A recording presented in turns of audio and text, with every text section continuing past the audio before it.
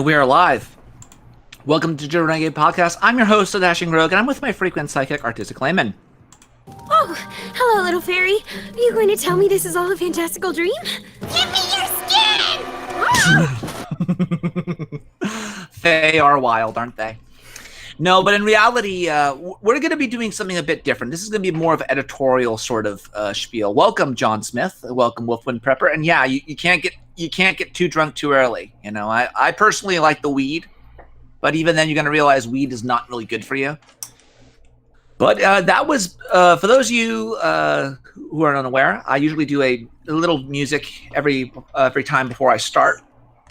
And what I wanted to say was. That was from the poll.wad, and it's a very good Doom mod. I think Doom 2 mod. Highly recommend it if you want to play it. It's basically like, you know, if you're on the internet, you need to play the Doom wad. Okay, DZD, welcome, by the way, and to John Smith, who's a new YouTuber. I've done a lot of stuff on Dugan. I've done a lot of stuff on Satanism within the alt-right as well, and I would highly recommend you look into the back catalogs. I've had Matt Forney on before. And he has stated, I've shown him all the information I have about the connections between Satanism, spiritual leftism, I should say, and the alt-right. I'd highly recommend you look into that. Again, I don't want to show my own older stuff, but that's real. I've gone over it so many times, it's basically a given. So I will cover some of it tonight, because tonight we're going to be talking about perennial doctrine and basically what it is, why is it dangerous, and more specifically, what are the assertions they make about it? So let's begin. Luke, do you know anything about the perennial doctrine? Have you ever heard of such a thing? I've forgotten. What is it? Well, for us, we have everything will be that we're discussing will have links in the description. If not, I will link it afterwards. I have a hard time about that, but I really need to get this one done very quickly. So, the traditional school. This is from Wikipedia. I'm just going to read the first part of the paragraph.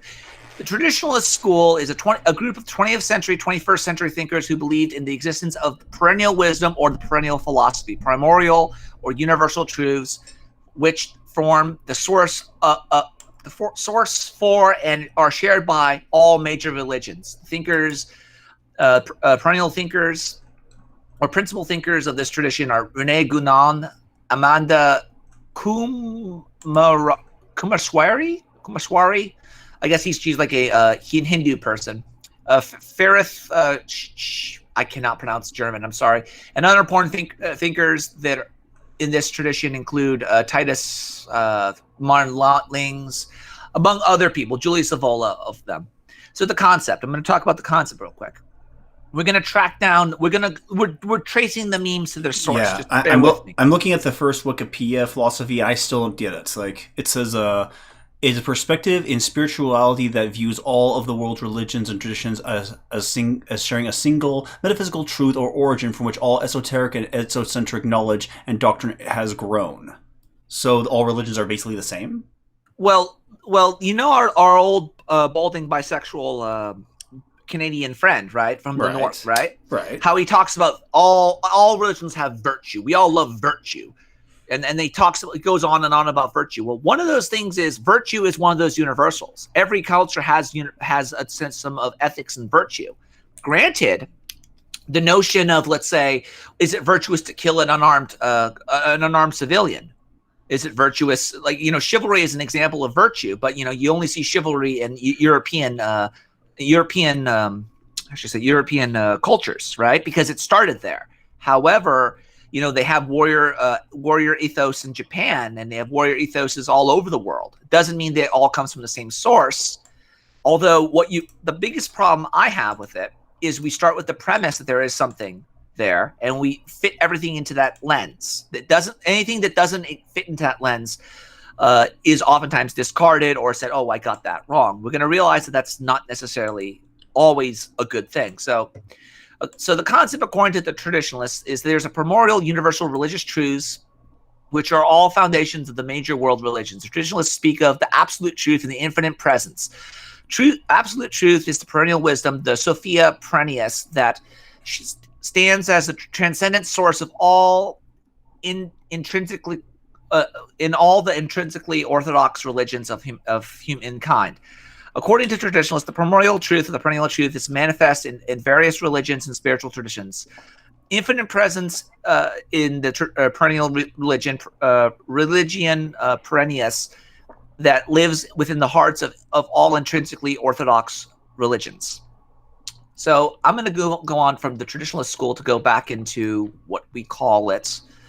Let's take a break from reading, because reading is not exactly fun for a second. But we're going to go into, let's see, Christian perennialism. Please, Christian perennialism. If there's a Christian perennialism, like what is that exactly? We're going to go into that, and I'm going to show you guys why this is cancer. I'll put this on the screen. And by the way, fuck you, Aldous Huxley. Fuck you. You're gonna find out why I say fuck you to Aldous Huxley. You've been saying that often, though. You've already said that often enough, though. I think. Yeah, I know. I'm gonna continue saying it, but we have new subscribers, so they need to know. They need to know what's going on. And by the way, thank you all for subscribing. Thank you very much. I appreciate it more than you know. I've been in a very rut recently. Now, this guy's called the Occidentalist. And by the way, if any of you trad cats out there dressed like this, don't dress the Bill Nye the Science Guy chic. Like, no, seriously, don't dress like an Oxford professor. You're not an Oxford professor. Don't dress like this, okay? It's not a uniform. This is not time to play dress up with daddy, okay? Yeah, bow ties are just not very appealing right now. You're not the Doctor, and you never will be. So click it. Oh, let's see. What are we playing here? Just play the link. There we go. Hello, YouTube. The Occidentalist here. We only have a few days left until Easter is upon us. And of course, you know what this means. The endless barrage of people claiming that Easter is a pagan festival appropriated by the Catholic Church. And you might be a little surprised to hear that they're right. Now, no, I don't mean any of the nonsense of Jesus being Horus or Ishtar being the origin of the word Easter. The Horus-Jesus myth was invented by Gerald Massey in the 19th century. What I am getting at is Philosophia Perennis, or perennial philosophy. The main idea behind this is that the same ideas come up over and over again throughout human history. And this is tied up very closely to the idea of traditionalism. Constants and variables. The idea that there are eternal What's that? Constants and variables. There's always a man, there's always a woman, there's always a city, there's always a plane crash, there's always a lighthouse. And you know, you could take this anywhere you want with this logically. You could very well say that every D&D game starts at the fucking bar.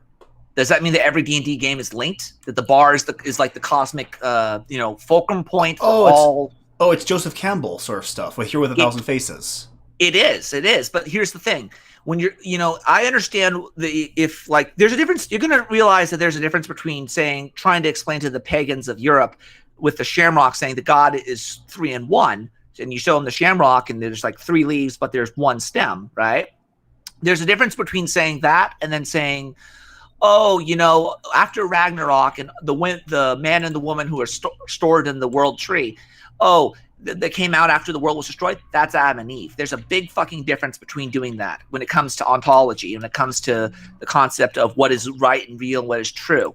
If somebody goes into how should you say it? If you acknowledge that, you have to also acknowledge the existence of Thor and all the other stuff as well. You have to acknowledge it as true, and you don't want to do that. You'll see why. Keep playing it. Truths that transcend human history and human thought. But how does this relate to Christianity, or more specifically, Roman Catholicism? In his book, Mere Christianity, C.S. Lewis writes, "He sent the human race what I call good dreams. I mean those queer stories scattered all throughout the heathen religions about a God who dies and comes to life again, and by his death has somehow given new life to men. Throughout traditions and mythologies around the world, we see the same thing come up over and over again. This is what Carl Jung and then later Joseph Campbell would come to recognize as archetypes, that being the motifs that come up over and over again in mythologies. When I use the word myth or mythologies in this video, what I'm talking about is not the made-up fairy tales or fables we find in cultures throughout history and around the world, but a actual way of describing how the world works, or more specifically, how the metaphysical world works. This is not me giving my own interpretation to the word. This is actually an older way of looking at it. This is why J.R. Tolkien referred to Christianity as the true myth. Now, if we recognize similar archetypes in pagan mythologies as to Christianity, most people would say that this is just Christianity following the same patterns throughout history. But I would say that Christianity is actually the fulfillment of pagan mythology. The Colombian writer Nicolas Gomez de Villa said, "Paganism is the other Old Testament of the church." Just No, as the Old it ain't. Testament prophets. What? Wait, repeat that? What was that? Play it one more time. Let's Just see. as the Old Testament prophets. Paganism is actually the fulfillment of pagan mythology. The same patterns throughout history. That Christianity is actually the fulfillment of pagan mythology. Christianity is the fulfillment of pagan mythology. Again, just like again, we only if the pagan religions are wrong. Well, yeah. Again, like I said, it's one thing to say to somebody that I'm trying to explain to you how my God is similar to the clover or the 3-leaf clover, right? Three different leaves, but they're part of the same stem. Yeah, that's one thing. It's another thing entirely. I can't. Oh, are you saying something? Trinity is like, all right, sorry. The Trinity is like this 3-leaf clover here. I'm gonna stop you right there, Patrick. Yeah, hold your horses, Patrick. You're about to confess partialism. Partialism? Yes, partialism, a heresy which asserts that the Father, Son, and Holy Spirit are not distinct persons of the Godhead, but are different parts of God, each composing 1/3 of the divine. And who confesses the heresy of partialism? The first season of the cartoon program Voltron, where 5 robot lion cars merge together to form one giant robot samurai, obviously. I don't know if they're onto something, but I like where we're going. I still went off topic though. No, it's. But there's a difference between trying to explain the Trinity to pagans using material material means, like trying to say God had 3 in 1, Father, Spirit, and Son.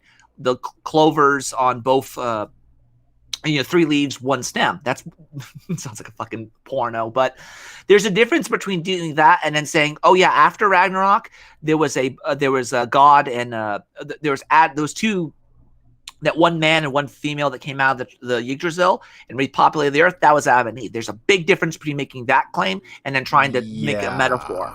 So I'm going to read off some of the chat before we continue, because this is going to be one of those very chat heavy. Revolt against the modern world is the biggest pile of gibberish. Philosophical Cat, we're going to talk about her in a second, read it a year ago and decided to relaunch her channel and build around the revolt. The sad part about revolting against the modern world is you have to ask yourself that question: what is modern? And when was actually, Luke, can you Google when Revolt Against the Modern World was written real quick? Let me see. I'm going to read some more chats, by the way, how this goes. She has this whole primordial wheat field shtick thing running. Yeah, she's probably one of these fanciful association thinkers, these magical thinkers. And you're going to realize how dangerous those people are. Holy Mystic, late but fluffy. Hi, gents. Welcome. 1934. What happened? Revolt Against the Modern World was released in 1934. Ooh, so it was really a reaction. It was probably a reaction against not just the modern industrial economies that existed, but it was also a revolt against, I would say, World War I. Because keep in mind, World War I would not have existed without the technology. This is really where I really think that a lot of these right-wing people, they're really just like the guy from the community college who dresses like Che Guevara. They're romanticists. They romanticize an age after the modern world, after industrial evolution. In fact, I say romanticism specifically because romanticism was born out of the industrial revolution, because people wanted to harken back to the Middle Ages. They wanted to go back when chivalry and virtue were a thing. So I would very much be careful of the Julius Evola virus. Let's see. John Smith says, Mere Christianity was so overrated. I haven't read it. That's one of my guilty sins as a Catholic. Perennialism basically became a Catholic doctrine in Vatican II, but Cardinal Newman, 19th century, was big on it's too influenced by Schopenhauer, German liberal Protestants. I don't know how to pronounce these. I'm going to butcher their terms. Wolfman Prepper doesn't know what's going on. He's questioning things. I'm actually wondering what he had to say, because he's a good guy. I like him. Campbell Premillennialism basically became Catholic doctrine in Vatican II because Cardinal Newman was big on it too, influenced by Sollenheimer. So what's the point? Well, basically, I guess the question is too much Protestant influence in the whole deal. But so let this guy continue playing, and I'm going to pull up another clip. Play it. The Colombian writer Nicolas Gomez de Villa said, "Paganism is the other Old Testament of the Church. Just as the Old Testament prophets foretold the coming of Christ, we can also see prophecies of the coming of Christ in paganism. And even in the basic structure of pagan mythology, we still see the hierarchy of God the Father and Christ, God the Son. We see this in..." Do we really? And actually, we don't see it, because this is the problem. We start with the premise that that these people know what they're talking about, and then we try to say, "Oh, no, you have the wrong idea. You have the wrong attitude. You have the wrong information." When really, linguistically, you probably could link them together, but at the end of the day, that's just in linguistics. That's like saying Bolsonaro is right wing, so is Martin Sellner, so is Donald Trump, and so is I'm trying to think, Richard Spencer. Even though their entire worldviews, and in some cases their legal systems, are totally different from each other. Bolsonaro and I would say what's his name? Not Richard Spencer. It's his name. Sellner. They come from a country where they don't have a constitution. They don't have the English common law. So what about them is right wing, besides in name only? That's something you're going to realize. A lot of this stuff is similar in name only. The myth may be similar, but the reason Christ died, or the reason Thor died, Odin got nailed to the tree, right, is similar, but the reason they did are two different. There are two different reasons why. Isn't this the same argument that the Zeitgeist movies went out to say that Christianity isn't true? Yeah, that this is basically the same type of bullshit. And this is why I say perennialism is the religion of the globalists. And you're going to realize that very, very soon, because ultimately, I mean, if you're just virtuous, which doesn't mean shit in this day and age, it's rhetoric.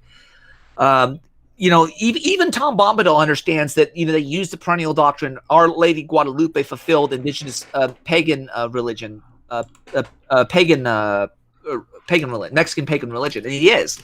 That is true. I believe that at one point, when they found in Mexico City, I believe near I believe it's the lake, right? When they founded the city, they saw a eagle, I believe, clutching the snake. Eagle. The snake or something, or the spears or something. That was like Nazism or something. Not even Nazism. They saw it more like the eagle clutching the snake, and therefore they somehow thought that was a sign of Guadalupe triumphing over Satan, and therefore we have to build it around here. Luke is my Protestant cameraman, and also he's my AV guy. He's a really good guy. I like him a lot. Let's see what else we got. Media hits. Who are these revolting against the modern world? I have only seen a couple of geeks working in a decrepit liquor store, including a guy wearing a Black Sun shirt, which, by the way, don't touch the Black Sun. We're going to go into the Black Sun and where it came from. Luke is a Protestant, yes. He's a Calvinist, but we all get along and we're all in this together, because we believe, one of the things we believe in the Digital Renegade podcast, John, is we talk about saving the West as a side quest. That means you take care of yourself first, and you don't go trying to fight for a country or a cause that is not your own. You don't go fighting for Richard Spencer and then dying or getting arrested and having your life ruined. Continue playing this clip. I'm going to get one more thing up real quick. Zeus and Hercules, we see this in Odin and Thor. Now, the reason we have so many similarities between Christian feast days and pagan feast days is partly due because they were actually incorporated from their pagan practices into Christian ones. During the conversion of the Anglo-Saxons, Pope Gregory instructed all the missionaries to, instead of destroying pagan temples, to reconsecrate them to Christ and to consecrate pagan practices to the glory of God. But there is a greater reason still for all these similarities, and this ties back into perennial philosophy and traditionalism. It is because there is an eternal calendar, so to speak, within the souls of all men. Nearly every culture has a harvest festival or a festival for celebrating the return of the sun or bemoaning the disappearance of the sun. Every culture has a day in which we pray for the dead. And if you examine when people around the world... What? Yeah. I don't. No, yeah, every culture, yeah, they all have the same festival. Well, I have Halloween, but it's not really a celebration of the dead. It's just a celebration to get candy. Exactly. It's more of a corporate holiday. this is one of the reasons why you're going to realize everybody has their own reason for doing something. Everybody has a reason for celebrating the harvest. Everyone has a reason for, getting candy, essentially. But yeah, that's one of these days. You will see there's a close correlation in when they are celebrated. This is not because they're copying each other. In a lot of cases, that would be geographically impossible, as these are people that had no contact with each other. In the case of Northern European paganism and Christianity, there is more of an accurate overlap because these are the same people celebrating the same feast days, just with a different faith, a different religion. Regardless of whether these pagans were Christian or not, these days, these times of year, are still very sacred. They have an eternal value that transcends time and thought. Now, despite all of this. Do what? Yeah. Wait. Yeah, it's weird. But these are pagan festivals celebrating the changing of the seasons, and how can that be correlated with Jesus? I could go off on a little rant about how Christmas is totally not a Christian celebration, but that's not neither there here nor there. But these are pagan celebrations. You can't incorporate them into the one divine. No, you can't. You can't. And the reason, and I'm gonna read off from the Perennial philosophy. Perennial philosophy or perennialism is a perspective in spirituality that views all world's religious traditions as sharing a single metaphysical truth or origin from all esoteric knowledge. We already read that. Perennialism has its roots in Renaissance interests of Neoplatonism, the idea of the one. Keep that in mind, by the way, the one, from which all existence emanates. Marsilio Ficino, I believe it is, 1433 to 1499, 66 years, by the way, sought to integrate Hermeticism with Greek and Jewish Christian thought, discerning a Principia Theologia, which could be found in all ages. Giovanni Pico and Della Mirandola suggested the truth could be found in many ways rather than just two. Tradition, he proposed a harmony between the thought of Plato and Aristotle and saw aspects of Principia Theologia in Averroes, I don't know who that is, the Quran, the Kabbalah, and other sources. So this is where you're immediately going to realize where this is just doesn't make any sense, because while it is true that, let's say, Kabbalah, the Quran, Christianity, they all came out of the same area. That's fine. And you could even argue they had the same language. And this is where you're going to start realizing that this is they sound similar in name only.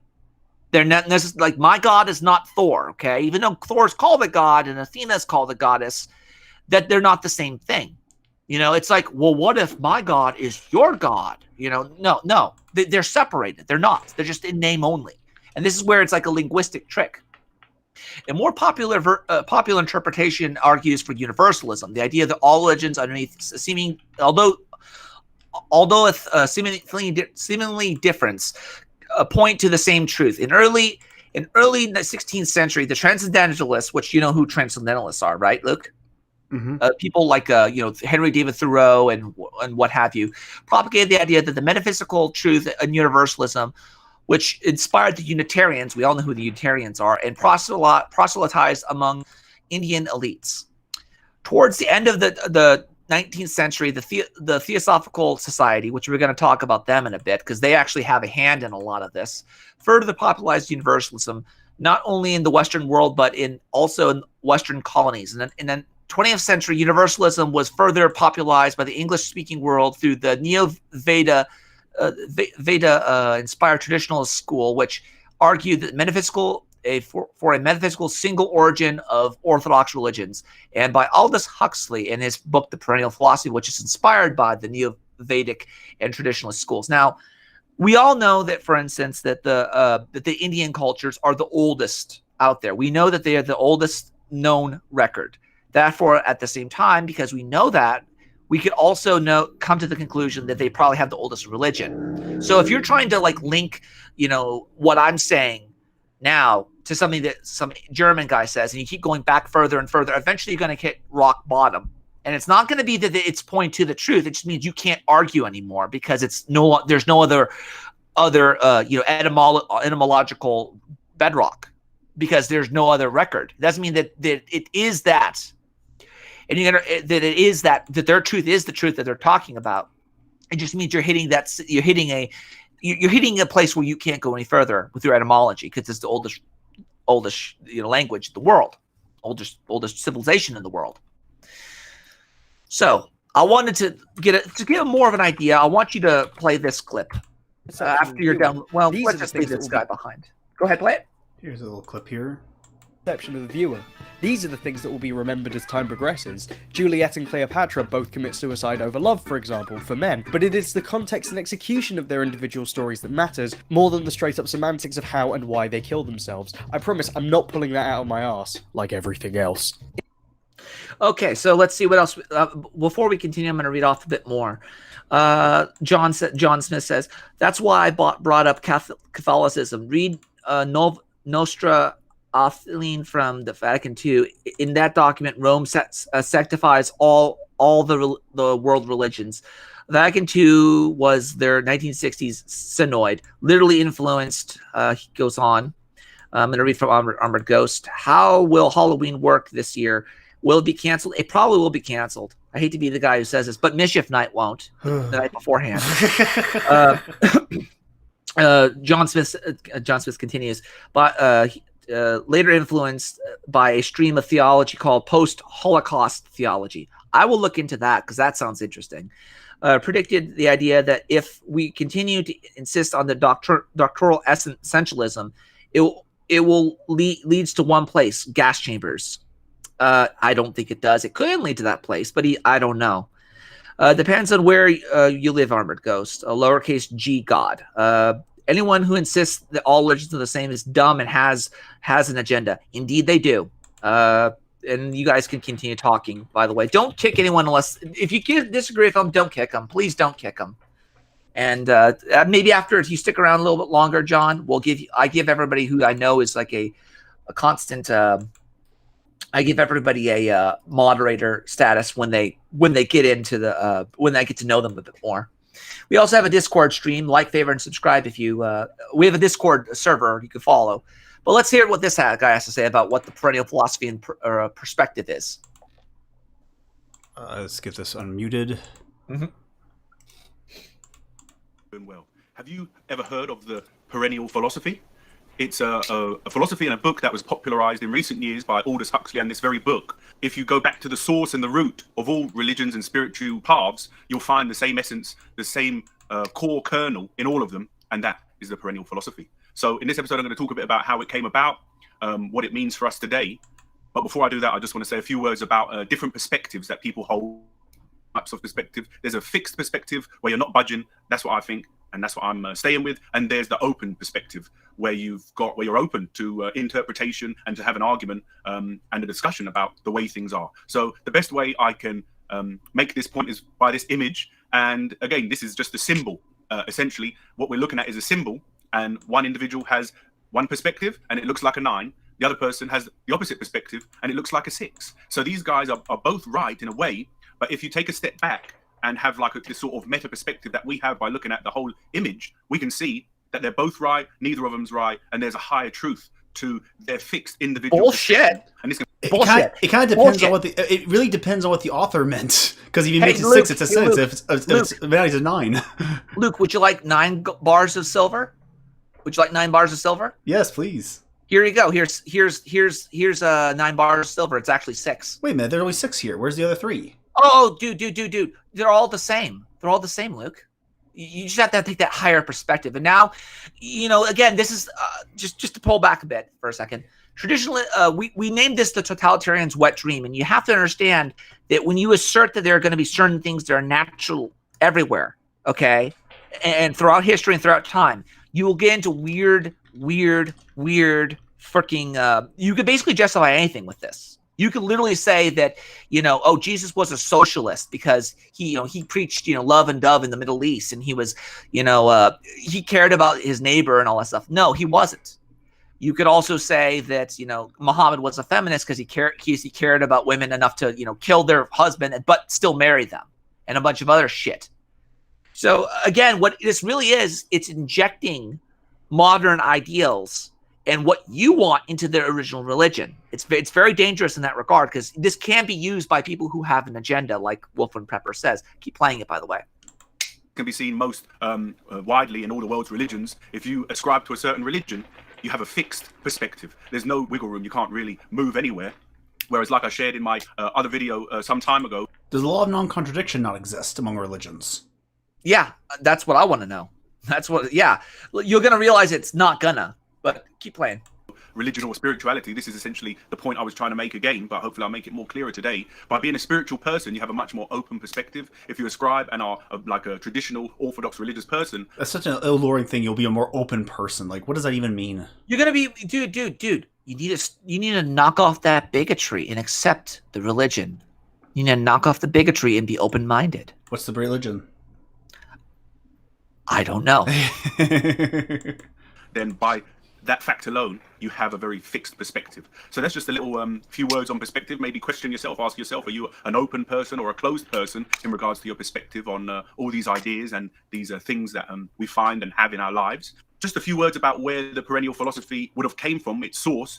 If you follow any of the world's religions and traditions back to their source, back to their roots, back to the very seed that they grew out of, the perennial philosophy would say that this seed that they all began with is the same source, the same seed.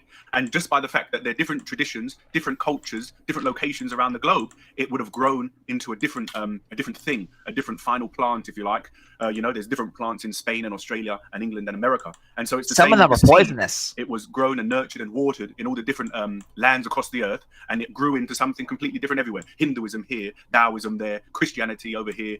Yeah, Lighten us now. We promise not to hate you. At least we'll try not to. Well, Socrates, we won't hate you in the least. We of the modern world, we're very open-minded. But an open mind exists to be shut around an idea that is true. And some of you have some difficulty with true ideas these days, don't you?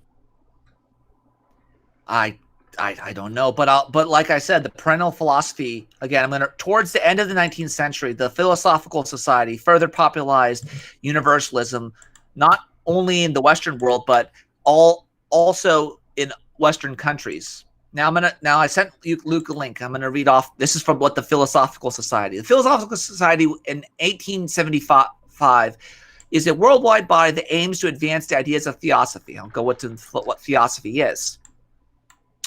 Theosophy is a religion established in the United States during the late 19th century. It was founded primarily by the Russian immigrant, again the Russians, Helena Blavatsky, and draws upon predominantly the beliefs of Blavatsky's writing, categorized by scholars of religion as both the new religious movement and as part of the occult streams of Western esoterics. It draws upon both European philosophies and Neoplatonism. Again, we're going to see more and more Neoplatonism. And I'll tell you, I hate Plato. I love the name Plato, but no, he's not my ego. Asian religions such as Hinduism and Buddhism. As presented by Blavatsky, theosophy teaches that there is an ancient and secretive brotherhood of spiritual adepts. And now you're seeing where the totalitarianism comes in.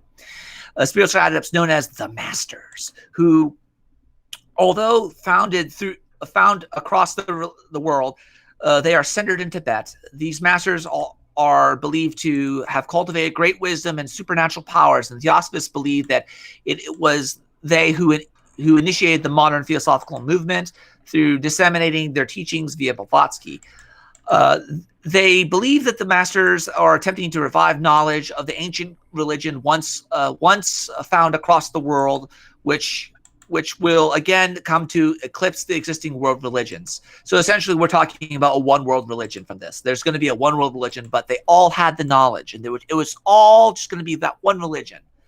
Nevertheless, theosophical groups do not refer to their system as a religion. Theosophy preaches the existence of a single absolute divine, a divine absolute. It promotes an emancipation cosmology in which the universe is perceived as inwards reflection of the absolute. Theosophy teaches the purpose of human life as spiritual emancipation and claims that the human soul undergoes reincarnation upon bodily death according to the process of karma. It promotes the value of universal brotherhood and social improvement, although it does not stipulate either particular ethical codes. And this is something. So essentially, it's world religion. It's universalism taken to its extreme. I'm going to read a little bit off the chat now. Let's see. I wonder how hard it would be to start a cult for financial purposes. It wouldn't be that hard in this day and age. Just start a Patreon. like I said, the germ video, perennial philosophy requires relativism. Well, no, actually, it doesn't. It requires you to know what relativism is and then say you're not being relative. I'm the one who has the knowledge. I'm the one that's the master. It's shit liberty, and shit liberty is globalism. Perennialism literally sounds like the New World religion from the Book of Revelation. It does. All the religions are the same, bro. And we're gonna disprove a little bit of that because we're gonna go into Sufi Islam. And I had a gentleman on named Lloyd de Jong. I would highly recommend you subscribe to him.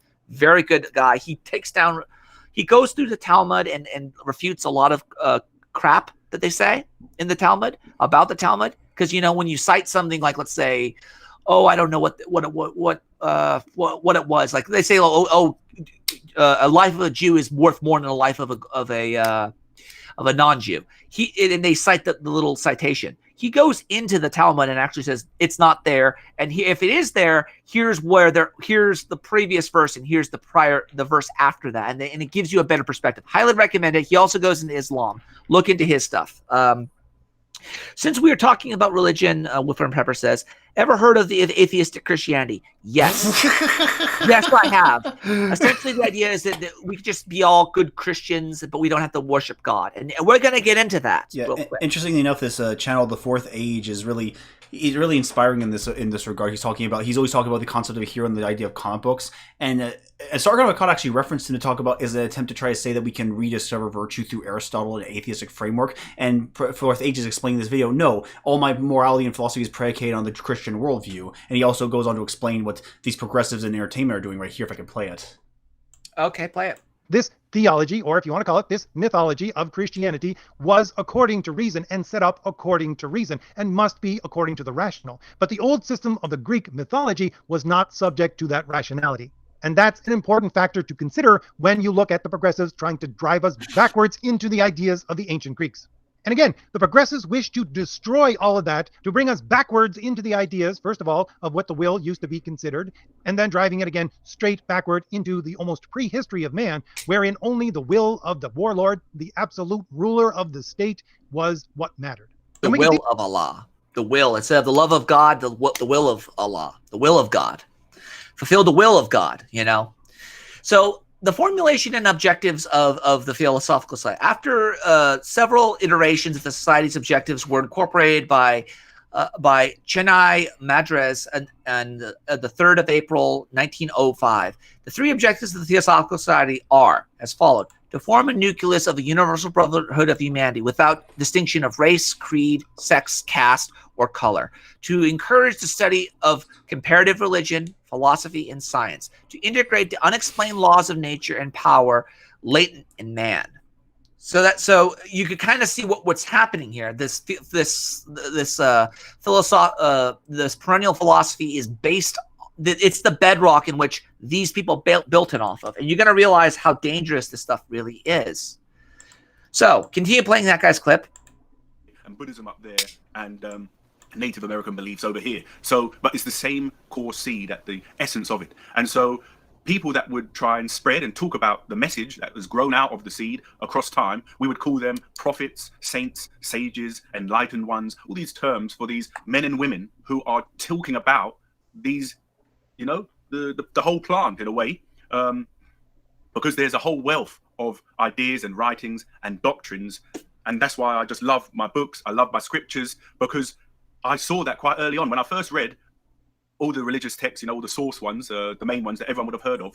I found it fascinating at all the similarities, because I've got a very open perspective. Whereas another person, they only ever read their one book. They've got a very closed perspective. They only read don't be a bigot. Read the Quran, you fucking bigot. Don't be a bigot. Read the fucking the Vedic myths. Don't be a bigot.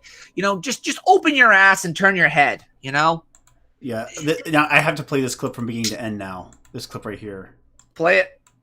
But I did sit in on one class session of comparative religion with Molly here. Now did that go? The professor asked him to leave. Really? I'm not surprised. You see, the professor gave an astonishing lecture on the world's religions, and when he was finished, he made the amazing claim that all religions are the same. And so I simply pointed out to him that that claim was contradicted by the content of his lecture. In what way? Well, if all religions were the same, they would all be equally true or right. Whereas, of course, it is obvious that nearly all religions are wrong or false. My sentiments exactly. If atheism is right, Which it is. and there are no gods, Exactly. if that's true, then all religions are wrong. And of course, if atheism is wrong, then there are either many gods or one God. And if there is only one God, then all polytheistic religions are wrong. And then if there is only one God, there's the question of this character, Christ. If he was indeed the Messiah or the Son of God, whatever that means, well then, the Christian religion is right, and the Jewish and Muslim faiths are wrong. I mean, it's really quite simple. Let's give Aquaman a fucking... All religions are not the same, nor do they make the same claims about God or the nature of reality. For instance, according to the professor's lecture, Buddhism teaches that the world is an illusion, and that suffering is pointless. And from what little I understand of your Christian faith, you believe the world is very real indeed, and that suffering can somehow be good. Now, all of these religions may indeed be wrong, or one of them may be right, but they cannot all be right, nor are they all the same. I can see why you frustrated the professors. Well, let's look into the etymology of what right is. No, that's what these type of people would fucking do. They'll just continuously shift the goalposts, and they'll take and get you into a corner, and then they outflank you with their linguistic skills. This is why I love this little play right here. It's like it has all those little moments tied into it. But I sent you a link, and I wanted to continue because we talked about, let's see, the perennial philosophy, using and incorporating the Quran, Kabbalah, and what have you. Yes. And one of the things I wanted to see if I could pull it up for you. See if I can. Socrates. Here is where your unfamiliarity with the modern philosophical awareness of limitations of language come into play. You see, there is another option. Christ could have meant something very fine, subtle, and ethereal by the term God. What do you suppose he meant? Well, no, the burden of proof is on you, fucker. You don't just get to come up to me and tell me what's what. You fucker. Now, this is what a Muslim will say about this whole thing. What's this now? Play it. We are immediately confronted by the fact that there are two poles that determine the way we think. One is, in a sense, universalism, one is particularism. For example, you think of a triangle. A triangle is a triangle. It's a universal mathematical concept. But you never see a triangle. You say this triangle. You're playing pool, and there is that triangular figure you put the balls in. And that's a particular triangle. And so our experience oscillates, both mentally and outwardly. God, he's like fucking Tay Spaghetti with the way he talks. You have to speed that up to like a lot. Go ahead. You see incredible universal characteristics which manifest themselves in all the religions. For example, do unto others as others would have to do unto you, or some formula similar to it, is different from specific moral action in different religions. But it's a spiritual moral quality that is universal, as we find everywhere. So everywhere, within Christianity, Judaism, Islam, Buddhism, Hinduism, Shintoism, wherever you are, in a sense, you have a particularity of that universal principle. On the metaphysical level, it's even more evident. First of all, reality is not exhausted by the physical world in which we live. This reality has a transcendent and immanent aspect to it. And within us, that reality, which is boundless and without finitude, there are levels of reality which separate us. Perennial philosophy also respects particularity within each religion and considers it to be very important, because there is no path to either truth or the truth without being a path. For example, Islam has remarkable universal characteristics which it shares, let's say, with Christianity. Oh, wow. We're gonna go there. We're going in. Islam is universalist. Screw the optics. We're going in. We're going in. What? We are taking the objective. The most exclusionary religion is universalist? But this will be fantastic. Let's see. This is fun. We get to fuck with them, and it's fun. Christianity and Judaism. But at the same time, it has its own particularity. For example, the adamant refusal to distinguish between the kingdom of Caesar and the kingdom of God. Even the word secularism doesn't exist in Arabic and Persian. And the way that we're not trying to force this separation upon Middle Eastern countries is never going to work, because it doesn't go with how they understand God and themselves and the role of religion in life and everything else. We live in a world today in which, whether we like it or not, awareness of other worldviews. That's not very particular. That sounds like something that's very distinct about all the other religions. Well, bro, you gotta knock off this bigotry. You have to start opening your mind and you're turning your head. No, Islam explicitly demands a church state, and Christianity does not demand a church state. It's like they're two very different things. Bro. My Jesus is your Jesus, but you just don't believe in Muhammad as the one true prophet. Now, granted, Now, don't let little things like the fact that, the Virgin Mary and Muhammad are supposed to be gang raped for all fucking time, according to the Muslims. And this is from a link from, you can find this online, it's link in the description as well. Muhammad and the Virgin Mary, a match made in heaven. At a time when non-Muslims are constantly warned to speak respectfully of Muhammad or not not offend Muslims might respond with violence to the shame and blame of those who exercise their freedom of expression. Consider what the Muslims regularly say about the things non-Muslims hold dear.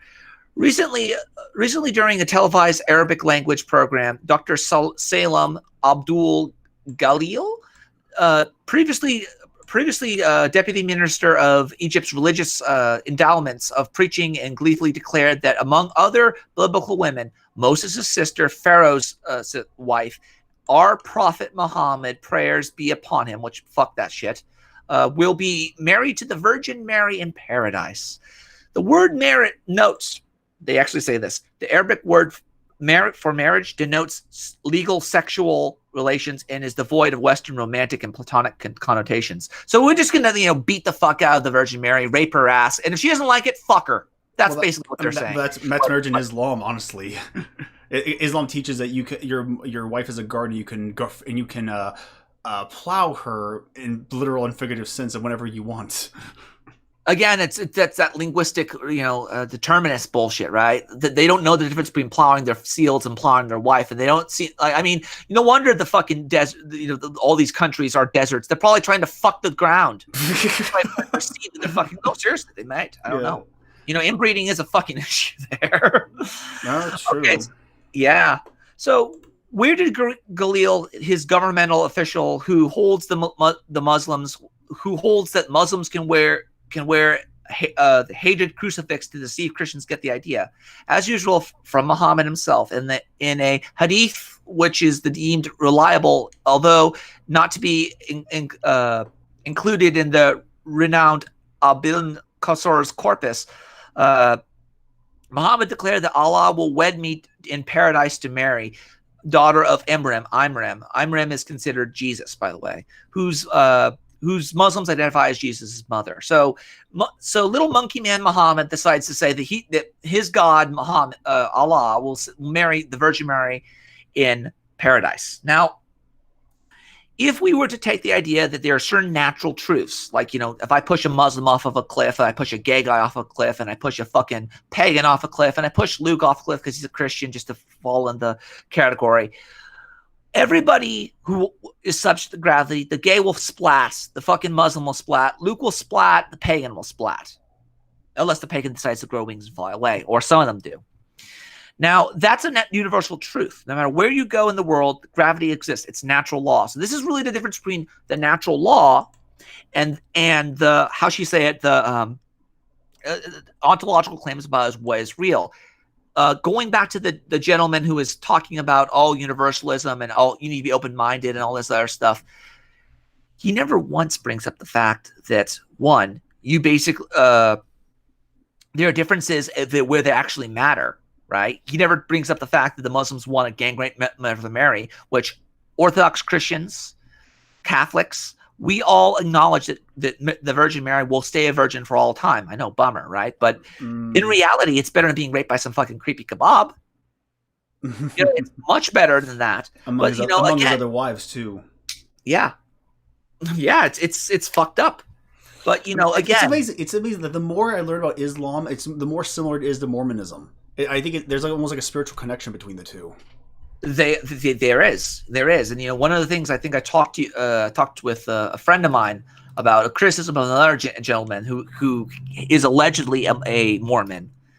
That he basically fights against Islam and rails against Islam, but he himself as a Mormon basically wants to do the same thing. It's so like, you got a harem, I want a harem, but you're all Muslims, so I can't join you.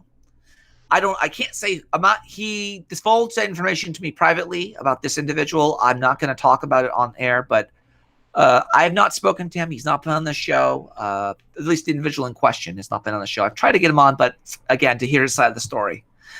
Let's see if I can pull this up for you. Okay. Continue playing the clip of the kebab. Yeah. other religions, other cultures, has become a necessity. And therefore, perennial philosophy has a very important role to play in revealing both the universality of religious truth and the particularity of religion in different climes with which Western men or Eastern men come in contact today. But Islamic philosophy, like... Use plain English, dang it. You know, speaking to me like we're retarded, because I might very well be. But please tell me. Go. Here, if I see if I can find it. In books, simple people without your... Patrick, tell us. But remember that we're simple people without your fancy education and books and learning, and we're hearing about all of this for the first time. So try to keep it simple, okay, Patrick? Yeah, real simple, Patrick. Sure. Right. So one of the things we're going to, in the perennial philosophy, the idea of the perennial philosophy is central to the New Age movement. This is why you'll see a lot of New Agers talk about how everything's universal, man. Everything's universal, man. You just got to constantly just give in, man. It's a lot of hippy-dippy shit. And the fact that it's in the alt-right is really scary to me. The New Age movement is a Western spiritual movement that developed in the second half of the 20th century. As its central concepts have been described as drawing from both Eastern and Western spiritual and metaphysical traditions and infusing them with the influences from self-help to motivation, psychology, holistic health, parapsychology, consciousness research, and quantum physics. The term New Age refers to the coming astrological age of Aquarius. And we all know about the age of Aquarius, right? We've heard that song.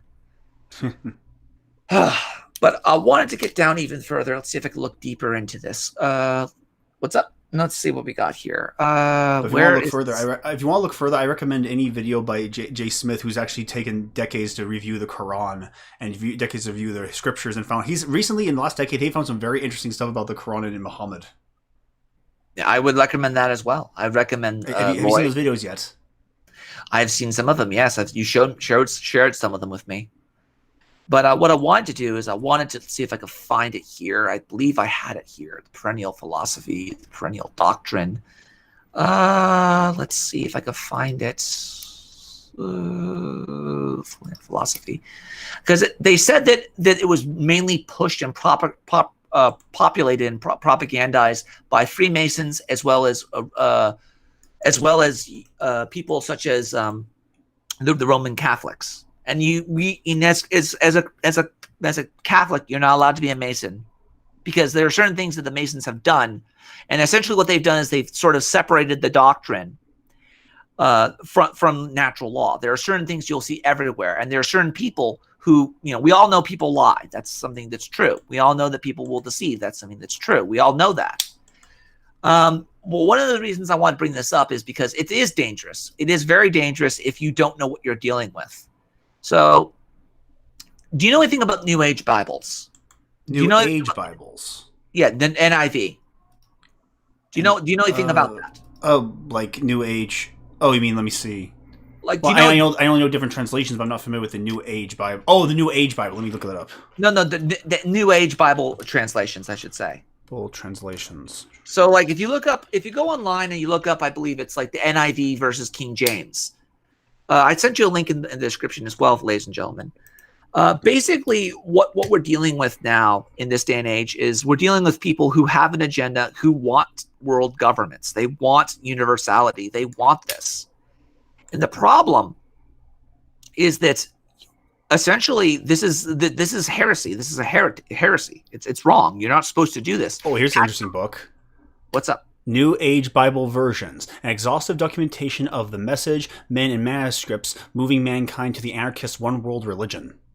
Yes, that's it. And if you ever seen faithful Pastor Steven Anderson, you know who that guy is, right? Yeah. Yeah, I sent you a link, and I wanted to show you this. Please keep that on screen. You can keep the New Age Bible version on screen for a second, and I want you to play this clip of the New World Order Bible versions. Let's take a look. See. Let's take a look. See. Yeah, because it gets weirder. Let's learn, shall we? Mm-hmm. We're Tarantinoing this stuff, by the way. I'm just very chaotic in my way. If you have any questions, let me know. Chat. And you could probably go to, I'd say, I believe the devil wants to take over the church. I believe the devil wants to take over this church. One person at a time. We have before us the opportunity to forge, for ourselves and for future generations, a new world order. Any particular point? I would say at 11 minutes in. 11 minutes in, because I don't want to watch I don't want to bore you guys, okay? Keep playing. Entire verses from the NIV. They also put notes on 27 other verses saying these verses were probably not in the original. Again, causing you to doubt God's word. Verses like Mark 16:15, go ye therefore into all the world and preach the gospel to every creature. Verses like, Father, forgive them, for they know not what they do. They haven't removed these verses, but they put a note next to it that renders it in the reader's mind null and void, saying, No, it doesn't. No, it doesn't. These are just manuscript evidence to let people know, look, we're researching this, and we're trying to make sure we have everything accurately portrayed. But they're saying that in these particular Bible verses, the NIV and what have you, they're saying these don't exist. That these are probably not real. Well, they're no, probably that's not what they're saying. They're saying it's not in the original manuscript tradition. Yeah, that's what that's not the case. There are certain cases where they just keep playing. Probably wasn't in the original anyway. This doesn't really have any authority anyway. We believe that Jesus Christ was God in the flesh. Oh, wait a minute. I know this guy. Yep. Keep playing it. Stephen Patterson. Oh, wait, I know this. Yeah, he's the King James only nut. And again, I'm not really a King James only guy, but I do believe that you should definitely have one book, and that book should probably predate a lot of the modern shit. So even though I'm a Catholic, I love the Septuagint because it's the best, well-documented first translation of the Bible. You know, it's not the Vulgate, it's the Septuagint. I'm sorry Catholics, but keep playing. This is something that these modern versions constantly change and attack. Let me give you some examples. 1 John 5:7, for there are three that bear record in heaven, the Father, the Word, and the Holy Ghost, and these three are one. That's where we get the word Trinity. 3 in 1. These three are one. The NIV, on the other hand, just says, for there are three that testify. Doesn't mention the Father, doesn't mention the Word, doesn't mention the Holy Ghost, and does not mention that the three are one. Look what they've done with 1 Timothy 3:16. The Bible reads, and without controversy, great is the mystery of godliness. I want to look that one up, actually. They know not what they do. They haven't removed these. They know not what's in the original anyway. And these three are one. That's what they know not what they do. They haven't removed these verses, but they put a note next to it that renders it in the reader's mind null and void, saying, well, this probably wasn't in the original anyway. This doesn't really have any authority anyway. We believe that Jesus Christ was God in the flesh. Yes. This is something that these modern versions constantly change and attack. Let me give you some examples. 1 John 5:7. 1 John 5:7. I'm going to look that up. Go look it up. Keep playing it, by the way. Before I lose track of my memory. Oh, here we go. Three that bear record in heaven, the Father, the Word, and the Holy Ghost, and these three are one. That's where we get the word Trinity. 3 in 1. These three are one. The NIV, on the other hand, just says, for there are three that testify. Doesn't mention the Father, doesn't mention the Word, doesn't mention the Holy Ghost, and does not mention that the three are one. Look what they've done with 1 Timothy 3:16. The Bible reads, and without controversy, great is the mystery of godliness. Watch this. God was manifest in the flesh, justified in the Spirit, seen of angels, preached unto the Gentiles, believed on in the world, received up into glory. It was God that was believed on in the world. It was God that was received up into glory. It was God who was made flesh and dwelt among us. And the Bible is crystal clear in 1 Timothy 3:16 that Jesus Christ is God. 3:16. It's an important passage because I would often read the footnotes in the New American Standard that I had in seminary and later on in the NIV and other passages. And they would say in the footnotes, or they would say in the commentaries, or those teaching from the NIV or the New American Standard, they say that there isn't any difference in theology. It doesn't affect any doctrinal perspectives. But obviously there's a difference between Hos and Theos. If you take as he who was Hos instead of Theos, instead of it being God, it obviously weakens the text because you have to assume that Christ is God or made manifest. But in Theos, there's no wondering about what the text says. It's God who was. But the theology can't change if Jesus is not God. The theology can't change if Jesus actually is God, though. Yeah, and this is something that has been this has been going on for the longest fucking time. Keep playing it because I got something else I want to show you. Because I told you about the Masons and the Catholics, right? Right. Keep playing it. To be the person of Christ. And that certainly influences people's thinking on the deity of the Lord Jesus. Right. Another great proof of the fact that Jesus Christ is God is Hebrews 1:8. But unto the Son he saith, thy throne, O God, is forever and ever. So what is the Bible calling the Son there? It's calling him God. It says, unto the Son, thy throne, O God, is forever and ever. Listen to the NIV. But about the Son, he says. Recently I was talking to a Jehovah's Witness at the train station. I would pick my wife up. And the Jehovah's Witness started to read to me out of a devotional book she had, but I saw her New World Translation. So I said, well, is the New World Translation from the Greek? She said, it's from the West Gotten Greek New Testament. I said, is it accurate? She said, of course. I said, have you had Greek? She said, no. I said, what would you do if Jehovah himself spoke to Jesus and called him God? That never happened. So I quoted for her Hebrews 1:8. Under the sun, he saith, thy throne, O God, is forever and ever. She became so excited, so upset, she took her bags and rolled out the door, and I followed her out the door talking to her. But when I read it from the New World Translation later, it completely has been changed. Whereas in the King James... Well, there's a level of bizarre autism, though, that wouldn't make any sense. Well, it is if you're translating. Like, again, oftentimes people need to be guided by the Holy Spirit in this regard. And I'm only bringing this up to give you an example of how this can be used and abused in this regard. And this is what C.S. Lewis did. Like this is like being very autistically constrained by. I'm a Protestant, so I believe in the Scripture alone is the only infallible authority. But you can't really deny the divinity of Christ, especially when C.S. Lewis had this excellent illustration, not on any particular verse, but on what Jesus actually did, like this right here. It amounts to. I mean the claim to forgive sins, any sins. Now, unless the speaker is God, this is really so preposterous as to be comic. We can all understand how a man forgives offenses against himself. You tread on my toe, and I forgive you. You steal my money, and I forgive you. But what should we make of a man, himself unrobbed and untrodden on, who announced that he forgave you for treading on other men's toes and stealing other men's money? Here's another example I wanted to show you. So these are claimed omissions from the King James Version and the NIV. So, for example, we talked about the one before, right? We talked about how God in the King James Version, and I believe it would be, let's see, it would be 1 Corinthians 16:22. Oh, no, that's not the one. It would be, let's see if I can find it. Joshua 22:22. Can you pick that up for me in King James Version, please? I'm sorry, where in the video or the clip? It's just randomly Joshua 22:22. Joshua, the Lord God. What I bring this up because my father went through this very similar process in our family. It was, you want to talk about things that are omitted. In the NIV, Romans 11:6 is omitted. Acts 8:37 omitted. I believe that Jesus Christ is the Son of God, which was omitted from the NIV and NASB, ETL, etc. These are omitted. Which verse? Which verse? Acts 8:37. In the King James Version, it is, I believe that Jesus Christ is the Son of God. If you remove that, if you go into Acts, the same verse, and I would say, what is it? The NIV. NASB says, I believe Jesus is the Son of God. King James. NASB, yeah. Okay, what about NIV? NIV, where are you? Great, I have to look up another. It's so weird. They're never helpful when you need them to be. I know exactly what you mean. Let me help. Let me aid you in this regard.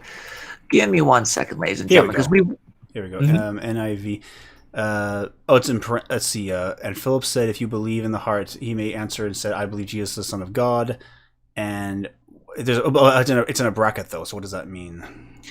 Well, you'd have to look into what they were talking about. In all English translations, early messages do not contain this verse. Early manuscripts do not contain this verse. So yeah, they're trying to take it out. However, if we could go back, if we go into something like the Septuagint or into the Vulgate or something that's older, we see it. Here's the problem, though. Is the Bible being used for religious purposes? Almost certainly. There have been instances where I believe there was, I think it's called the Adultery Bible, which was originally, it said, instead of thou shalt not commit adultery, it said thou shalt commit adultery. What? It was a printing error. Oh. Yeah. So at the same time, you have that, and you have also people trying to weaponize the Bible, and that's something we're going to talk about now. And in some cases, it can be used. This type of playing with words and things like that. It can be used in such a way to do good things, but also bad things. Have you heard of the Jefferson Bible? Imagine a typo like that in a Bible. Oh my god. Yeah. Especially in printing press, is like, oh, that's horrible. Yes, he is. Yes, he is. Stephen Anderson's very good at oven technology. He's very good. But the Jefferson Bible, which is the Life and Morals of Jesus of Nazareth, commonly referred to as the Jefferson Bible, is one of the two religious works constructed by Thomas Jefferson. Yes, that Thomas Jefferson. The first the philosophy of Jesus of Nazareth was completed in 1804, but has no copies exist today. The second, the Lives and Morals of Jesus of Nazareth, was completed in 1820 by cutting and pasting with a razor and glue numerous sections of the New Testament with extractions of doctrine of Jesus. Jefferson condensed compositions excluded all miracles of Jesus, mentions of the supernatural, including 4 Gospels that contained the resurrection, and most other miracles and passages that portray Jesus as divine. He was making a deist Bible. Exactly. And that's one of the things you're going to see a lot of with a lot of this this perennial doctrine. They're all deists. They all acknowledge that there's a God. They all acknowledge that man is fallen in some regard, but the reason why they're fallen, the reason why there's a God, is going to be totally different. Right. Now, I've gone a little bit on the tangent here, but one of the reasons I bring this up, and I bring this up for 2 reasons. We talked about Huxley, the guy who we always say fuck Huxley, fuck Huxley, fuck Huxley. I wanted to play this clip for you. Yeah, there's always a joke between a bit about George Orwell saying that we always joke that 1984 was not meant to be an instruction manual, but now it's becoming more clear that A Brave New World is an instruction manual. They hang out on the same click. Play this clip. Let's see what we got here.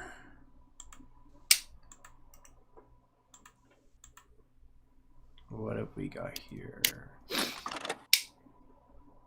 Here we go.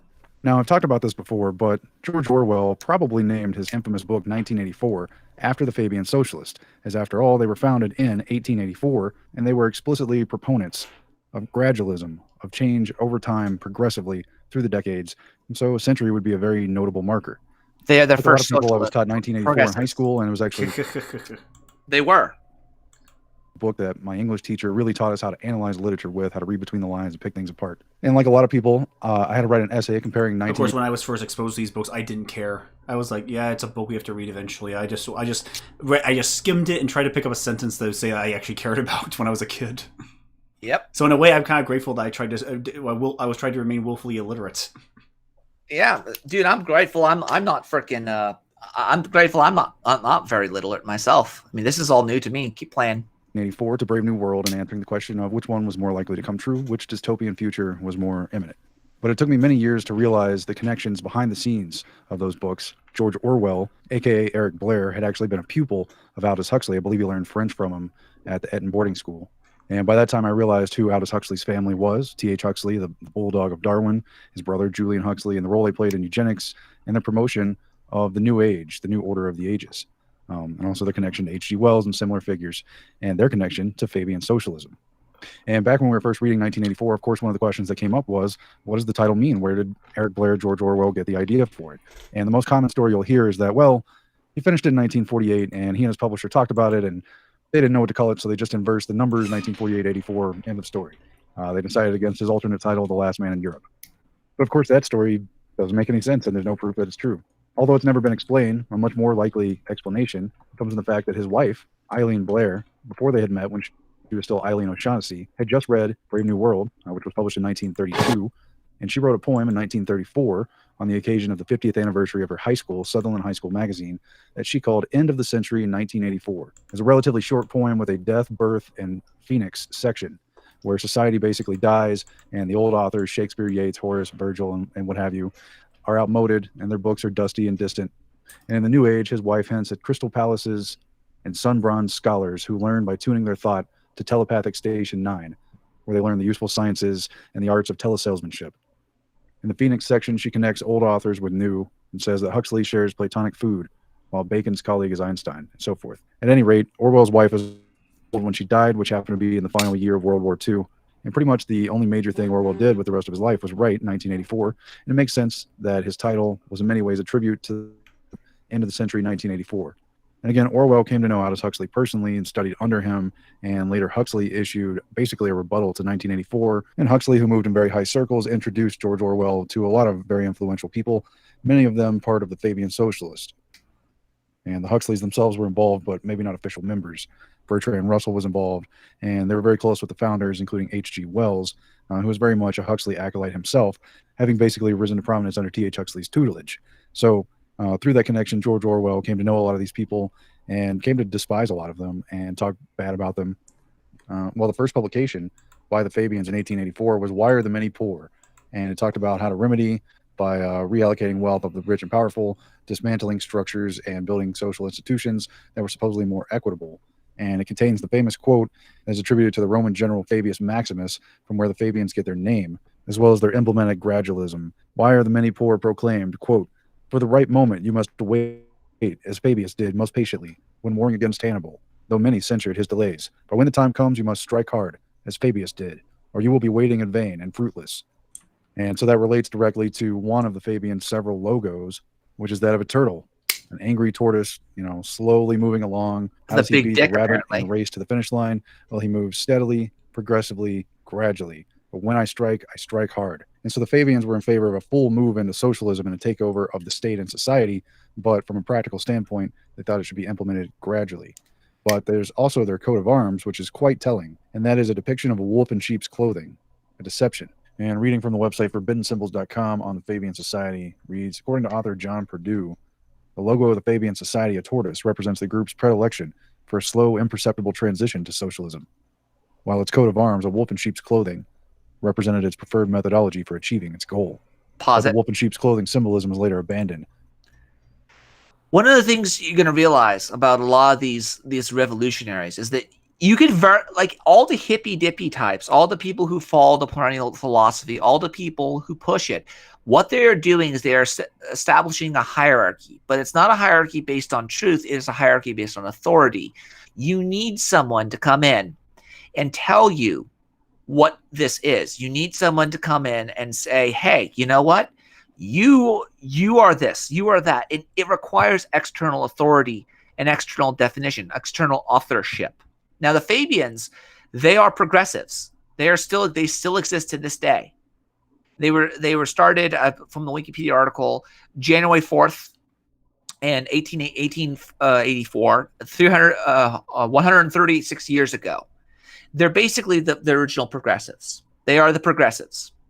And I bring this up because the whole purpose of the New Age movement was designed specifically to get people to navel gaze, to basically, get addicted to things so they can grow the government. The war on drugs, the cops love the war on drugs because then they could, go in and they could bust it with no knock warrants. They can go in and just search you.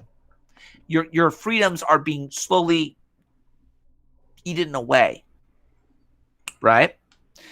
And at the same freaking time, that the guy who basically popularized the perennial doctrine was a socialist. And again, a lot of this stuff was a reaction specifically to, a bunch of it was a reaction to the modern world. Does that make any sense? Do you have any questions, John? By the way, Orwell was a trot. There is a reason why they will make you read him in school. Yeah, he was a Trotskyite. He went and fought with the socialists, I believe, in Spain at one point, and he realized, I can't do this anymore. That's what all the SJWs will say. Orwell would be fighting with us. Yeah, he probably would have. Go ahead, play it.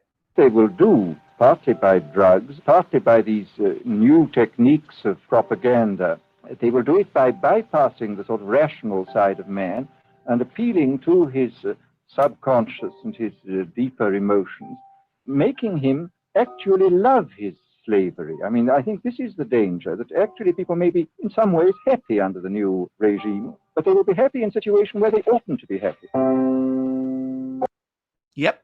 And again, this guy was a socialist. We all know this guy was a fucking socialist. And the problem is that the system, the setup is set in such a way that you will see, they may not call it socialism. They will call it, Neo-Vedic or whatever the fuck it might be. But in reality, the hierarchy is still set up in such a way that there's a private inner party. There are the common man who we all have to serve as a priest caste to, and we all have to bow before them. Look at all the people who push the perennial philosophy. They don't think they're going to be the Dalits. They're not going to be the people who are, what do you call them, the worker class. They think they're going to be the leader class. Just like Yuri Bezmenov said, the people think that when the Marxist socialists come to power, they get offended.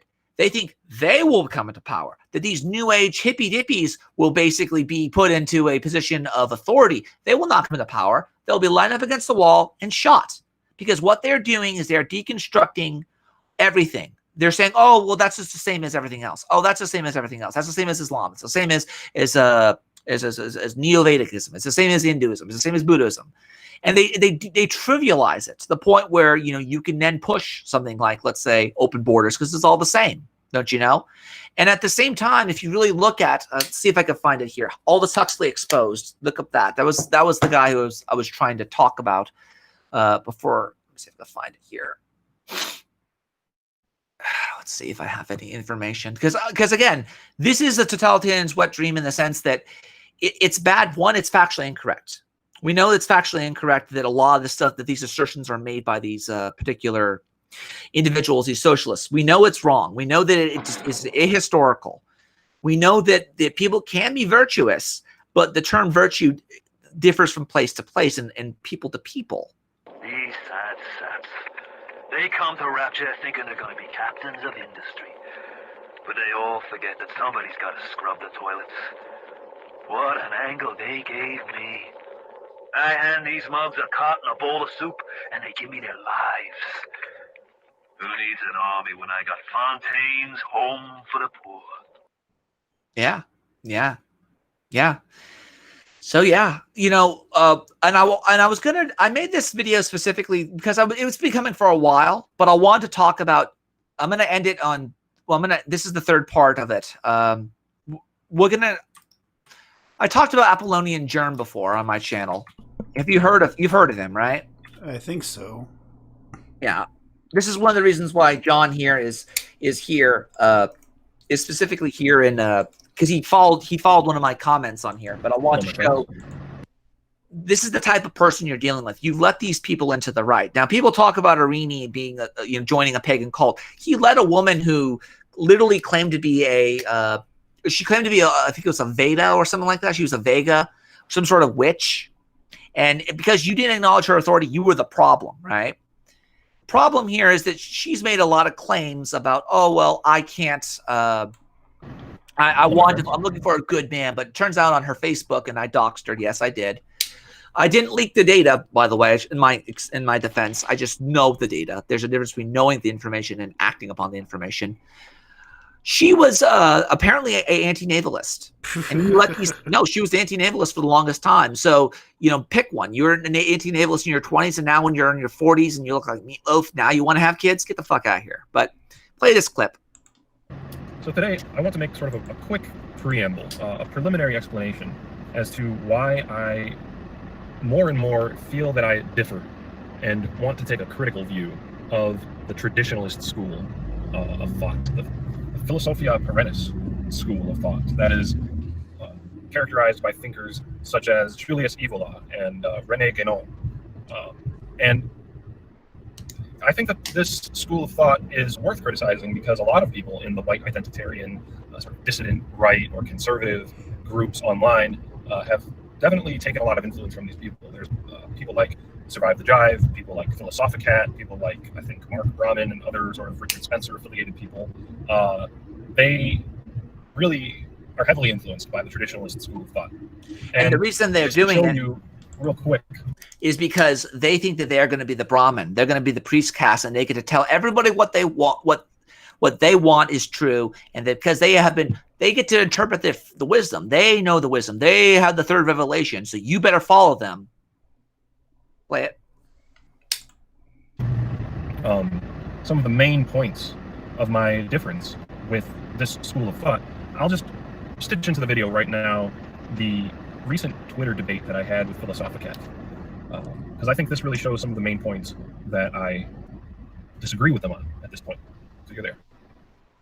Okay, so joining the Freemasons and spending the whole life, joining the Freemasons and spending your whole life involved in a secret society is not just one's personal life. It obviously a profound effect on one's entire worldview. I'd say it's relevant to the fact that if you want to understand Girardan. Philosophical cat. Play it. Play it. I'd say life is pretty much essential to anyone who really wants the deep understanding of the esoteric. Well, I would respectfully disagree that Freemasonry, Sufi Islam, and are integral to the traditional European worldview. Go back a bit. Let's see. Traditional worldview, European worldview. Maybe it fits into the traditionalist school in particular, but the more I read into it, the more critical I become of it. Yeah, dude, he's on point, because it is globalism. It is globalism. Just because you have European globalism, pan-Europeanism is one step closer to globalism. Once you accept, pan-Europeanism, what's to say you'll accept, Neo-Vedicism or, Eurasianism? And we're going to talk about him in a little bit. Keep playing. I think I'll make a video on it soon about criticize traditional. Hope you'll take your time to check it out. I'll post on Twitter and tag you. Basically, I think it values race. Again, this guy's a white nationalist, I'd say, but I don't know for certain. I'm not gonna straw man it, but this is just me saying it. Basically, I don't think it values race preservation at its core. It doesn't, by the way. It doesn't, because you look at the Theosophical Society, they want to transcend race, by the way. It leads to basically a different form of globalism. It is plain. And let's see if we can keep going. Globalism. And she says, of course it doesn't value race. Why would it value race, right? See if we could play it. Let's see. Of course it doesn't value race. Preservation, race preservation at its core. That's just, keep going. Biological materialism, which isn't to say it doesn't have any importance, but it's certainly not its prime concern. So, we all could starve under this doctrine, by the way. We all could starve, but that's not our prime concern. Biological materialism is not our prime concern. And we already know that socialists are pushing this shit. Keep playing. So those main points are, I do hold it as a core value that my ethnic or racial group, or even my national group, should be preserved. I think that the preservation of people like me is, and by like me, I don't just mean a spiritual race, the way that Evola or Ganon might think of it. They do or have the this Theosophical conception of Society, race which, by the way, being believes race was a spiritual thing. And that the ethnic race, or the biological race, as Philosophicat shows in her understanding, is sort of biological materialism. And anything that is materialism is automatically inferior to the world of the spirit, the world of the metaphysical. The world of the forms. I disagree with that. I think that the preservation of my biological group is one of my core values. I don't want there to be, I want to live in a world where there aren't people who are like me in that deep and fundamental sense. So that's one important difference. Another important difference is this idea that, and really these two points are related, is the idea that there is a transcendental unity of world religions, and that this transcendental unity is accompanied by a sort of transcendental unity of the self and of consciousness in general, and that consciousness, or what it means to be a human being, is to be sort of a reflection of the one, to have a bit of God's essence within you, and it's kind of close to the Christian concept of the soul. And this is what leads somebody like Philosophicat to saying that globalism wouldn't be that much of a problem if everybody's consciousness was sufficiently raised. And that is something that I fundamentally disagree with. And I disagree with that entire metaphysical understanding of the self, of consciousness, of what it means to be a human being, and of what the identity of divinity is. I don't think that divinity is a single unified one, the way that these people do. I think that is really, it's hard to say that you're a pagan if you consider this monistic understanding of divinity. Let me say this. Let me say this about. I have to step away real quick. And what's up? I have to step away from the mic real quick. Okay, well, let me speak a little bit to read some of these super chats out. John Smith says, yes, he's a white nationalist, but he's not a Wignat. He's opposed to the Spencer and Woods wing. Well, let me just say this about Wignat. I'm not a Wignat. I'm not a white nationalist. I'm a nativist. And the reason I'm a nativist is because I acknowledge the reality that there are going to be women out there who have jungle fever. There are going to be guys who want to date Asian. I myself, one of them.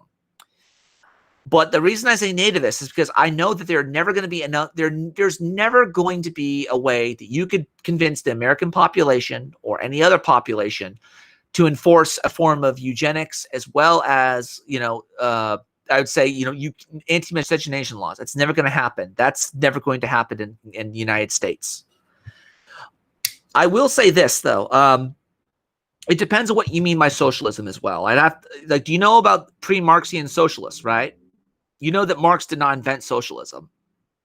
There are socialists that existed prior to this. So I know that I think a lot of the French Revolution is when socialism started. That's when it started. The idea that we could replace monarchy, the rule of the divine right of king, with whatever we want, whatever we say, and I say whatever we say is different, because the fundamental difference between, I believe, this the French Revolution and the American Revolution is the Americans, we value the individual. The individual is the choice. It has a choice in whatever he wants to do. And the socialists in the French Revolution, they wanted the rule of the many as opposed to the rule of the few. He says, Wilfred Prepper says, I'm only white depending on who you ask, when and who you ask, being a Celt. So I would ask what even is white exactly. And keep in mind, when you say white nationalism, you're opening yourself up to a linguistic attack, saying, well, why not pan-Europeanism? They're all white. Why not, Nordicism, which is, what is all the Nordic countries together, including the Anglo countries in some cases. John Smith says, Bronze Age pervert believes that the Wignat promotion of socialism is a psyop. That said, BAP, the Bronze Age pervert is probably a psyop, but that's another story. Well, if you stick around long enough on my channel, you're going to realize that a lot of these people who are, whether it be Varg Vigerson, Jim Goad, Richard Spencer, a lot of them have connections to Satanism, LaVeyan Satanism. And I could actually show you sometime. Maybe I'll have you on at some point when I get to know you a bit more, or I'll do another another presentation showing all the information I have gathered defending my case, because there is a connection there. There is. But yeah, this is the problem. This is fundamentally the issue. A lot of this stuff is just thought terminating techniques. Huxley talks about in Brave New World, where you basically have a bunch of sloganeering that shut off people's consciousness. Oh, just work hard. We're not too big, we're not too bright, but being a gamma is just right. And all these other sloganeerings that just shut off consciousness, to shut off, like rabbit, rabbit, ding dong, give peace a chance, work hard, follow hard, and money will follow. It terminates consciousness. It terminates the ability to think for yourself. So one of the things I'm going to just say right now, John, if you get anything out of this, don't do drugs. And I'm serious about that. Stay away from drugs. Stay away from Styx and his whole little psychedelic shit. Stay away from that shit as much as you can. But what I wanted to say is it's basically globalism. They're universalizing anything that the person who's interpreting it is universalizing. That's the issue. That's the main takeaway for why you don't want this. Whether it be a bunch of spiritualists who want to have one world religion, or some socialist who wants to unite the world in some way or another by putting aside little differences like, Jesus getting married and Muhammad marrying the Virgin Mary, little details like that. That's what you should take away from this. But yeah. So, Luke, I'll get into these differences in more detail. Yeah, he'll get into more. Yeah, he will. And I'll tell you, there is, again, I wanted to play this one last clip. This is a guy who, if you want further information about, the whole Huxley connection, he says, over the last 6 months, Spencer and Woods and some of the TRS people have been, I shit you not, promoting the Frankfurt School. That's probably, again, I would stay away from that shit, because, again, just don't even touch Spencer. Like, I'm with Forney on this one, and Forney's a good friend of mine. Stay away from the TRS guys. Stay away from the right stuff, the butt stuff, jizz. Stay away from Woods. Stay away from Spencer. Spencer is a fucking Duganist. Okay, he doesn't have America's interest at heart. But play this clip. Now, Jan Irving. We were talking about earlier them promoting. Keep playing. Keep playing. Promoting heroin or psychedelics or whether it's alcohol. It's not just this or just that one or just the other one. They really like to use all of them. The alcohol people who can't control the alcohol, you keep them in control and watching the football games and hoorah, and you get the psychedelic people, to positive think and pillow sit and stay in the communes and not organize effective dissent, and you get the opium people addicted and wasting away, and the meth heads and everything else. I mean, it's like right. So it sounds like Brave New World. I mean, you've got groups that are happy to be gammas, happy to be betas, or whatever. Well, and that's they take exactly the drugs point. that all Isn't it? gammas take. Isn't that the entire point? I mean, that is the point, is that this is the creation of the Brave New World. I mean, Aldous Huxley was a Fabian socialist. He was an agent. We do know that. We've got confirmation from a top military official that he was an agent. We don't know what position he was in exactly. General wouldn't say, but we do know that he was an agent. We do know that he was very, very likely in charge of all this stuff. So, they've been selling these things. And when you look at all of the drugs now in the water and all of the birth control, and, that was Huxley's dream, really. In fact, let me just read you guys a quote from Aldous Huxley that I found recently that's just one of my favorites on him, if I can find it here. It's from his book Moksha, and he's writing it, I think, to his sister or somebody like that, and he's like bragging about the tricks that he's doing in this, helping promote this final revolution that they're doing. But he says, and this is singing, the Epsilons are singing, and he says, "No more mammy, no more pappy. Ain't we lucky? Ain't we happy? Everyone's oh so happy. Everybody's happy now. Sex galore, but no more marriages. No more pushing baby carriages. No one has to change a nappy. Ain't we lucky? Ain't we happy? Everybody's happy now. Dope for tea and dope for dinner. Fun all night and love and laughter. No remorse, no morning after. Where's the sin and who's the sinner? Everybody's happy now. Girls pneumatic, girls exotic, girls ecstatic, girls erotic. Hug me, baby. Make it snappy. Everybody's oh so happy. Everybody's happy now. Lots to eat and hours for drinking. Soma cocktails. No more thinking. No more thinking.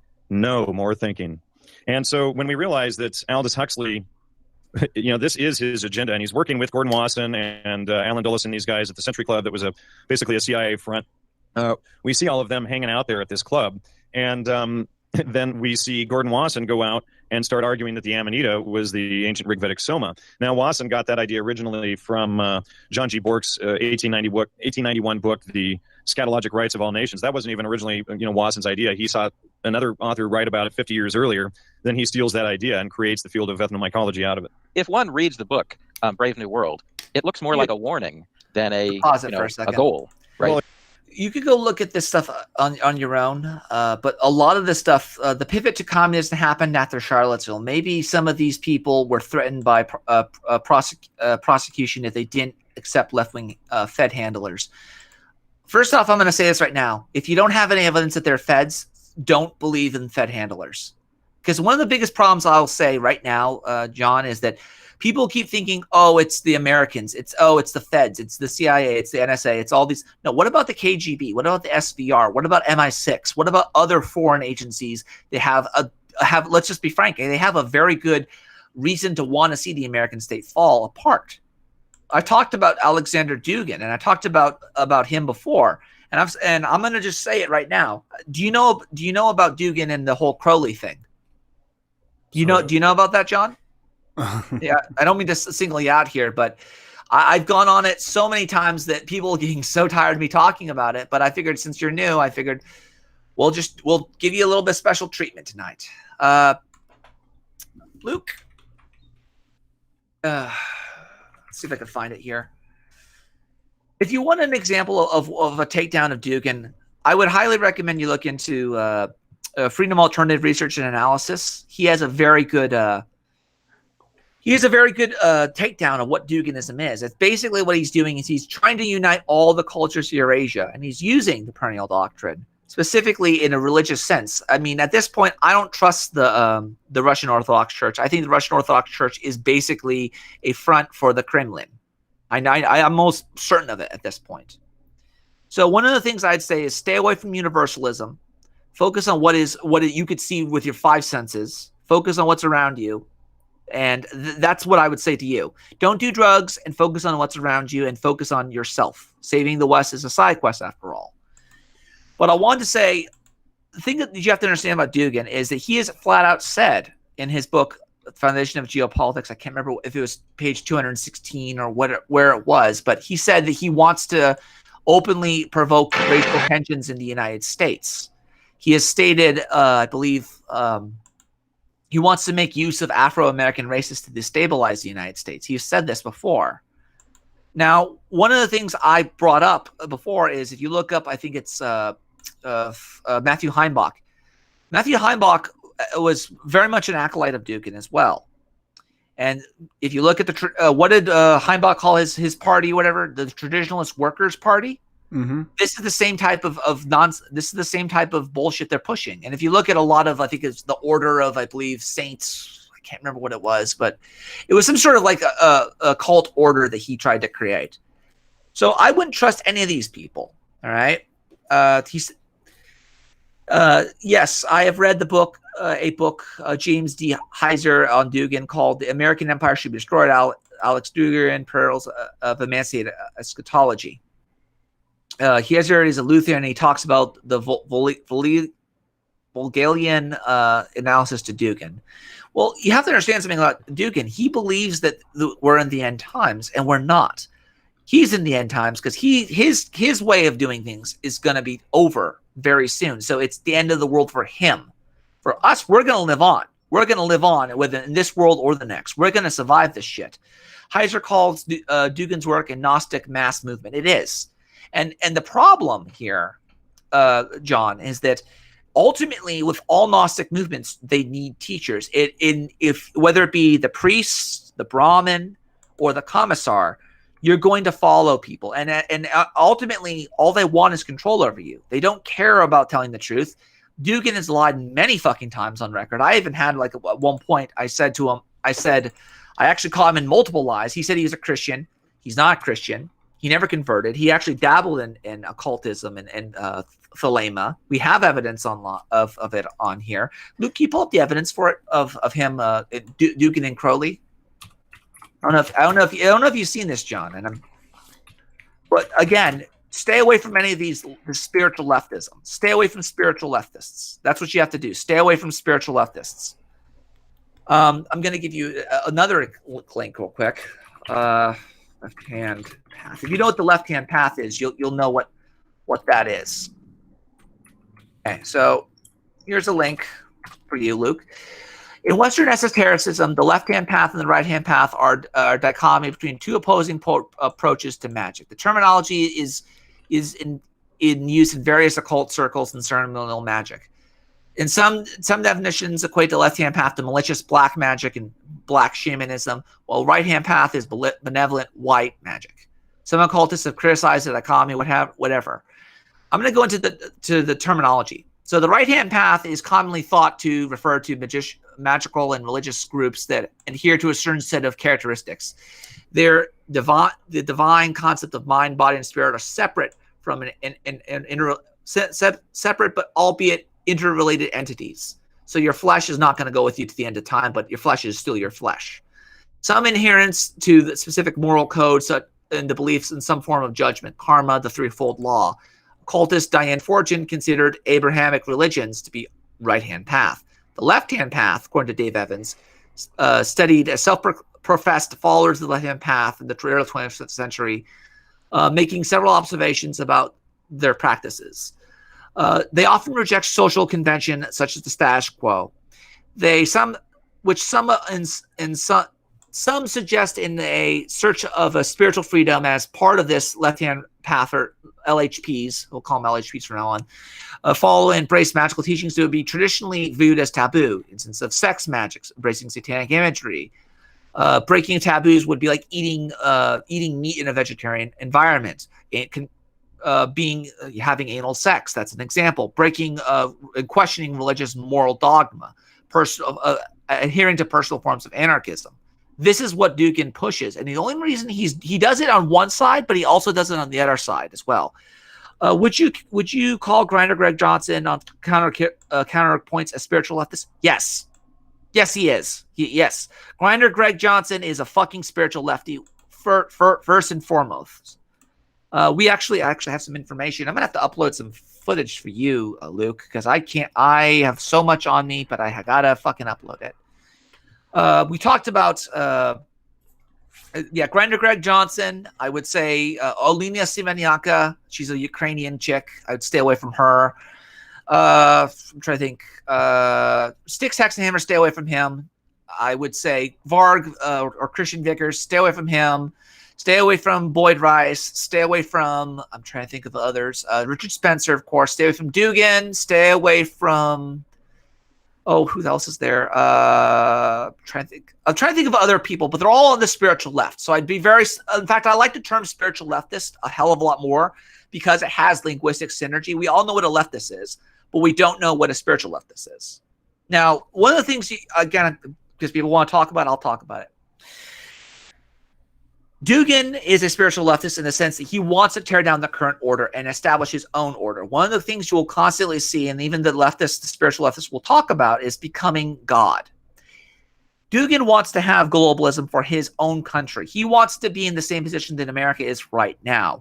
He wants to sort of flip the world upside down in such a way that the Americans are basically where the Russians are today. Not very powerful, kind of impoverished, kind of alcoholic, and what have you. And I might have to do another video on this next time because you're going to stick around, obviously, I think, because I have a lot of information that I could just go over for you if you want, but I can't do it tonight because I was mostly focusing on the perennial doctrine. Just stay away from Dugan. Oftentimes he'll contradict himself. One of the key terms is he'll say one thing in English and another thing in Russian. That's the easiest way to check him because he doesn't. Like all spiritual leftists, they don't actually remember what they talk about, So other than that, oh yes, I forgot. Media hits. If you're still here, can you holler in? If not, you'll have to wait till the end of this. But there is a book, I believe, that was written by, I think it's called, let's see if I can find it, War Against Eternity. War for Eternity, inside Bannon's far-right circle of global power brokers. This was a review of the book by, I believe his name was Benjamin R. Tenenbaum. And it talks about what Bannon believes. And I understand why Trump kicked out Bannon, because one of the things that people see saying, why didn't you have Bannon and why didn't you have Bannon? Bannon's a globalist. In fact, he might very well be a Fabian socialist, right?